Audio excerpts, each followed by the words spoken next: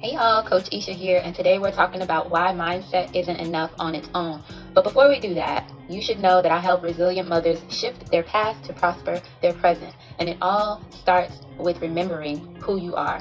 Okay, so you've done the mindset work, right? You've journaled, you've affirmed, you've meditated, all the things. You've told yourself, I am worthy, until your voice started cracking.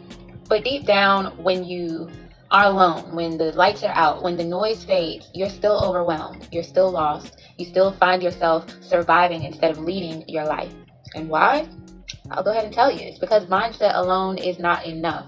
Mindset is like the tip of the iceberg. It's the wallpaper, but it is not the foundation. That's still a good start though. Our mindset responds to what you believe is possible, but your identity decides what you allow to be true.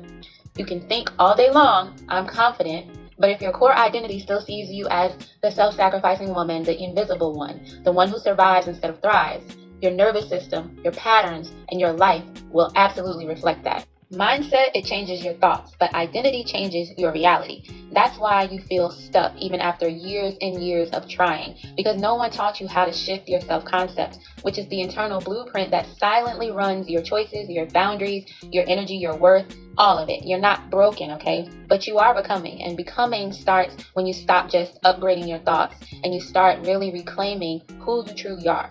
I'll use myself for an example. For years, I doubted myself as a singer. I would have all kinds of negative self-talk, despite others telling me how much they loved my sound. Despite knowing how good of a writer I was, my identity was still locked in with a narrative of not being good enough.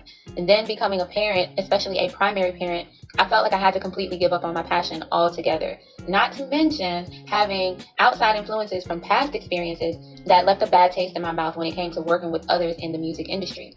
So I suppressed my gift, but the more that I did, it seemed like the louder it got until it really literally felt like agony. And I've been a life coach for a while, and in the midst of helping others, I had to become my own best client and social proof. So fast forward, I finally put myself out there and I posted a song called Lighthouse. Check it out if you haven't. And not only did I feel amazing afterwards, but the feedback has been heartwarming.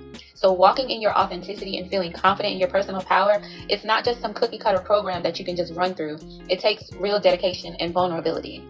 Over the years, I too had to remind myself that you're not just a mother, you're not just strong, you are sacred, and you are allowed to lead, receive, and create. So when you shift your identity from survivor to sovereign, from selfless to self-honoring, you don't just think differently, you live differently, you choose differently, you attract differently. So I want you to ask yourself, who have I been conditioned to be? And who do I now choose to become?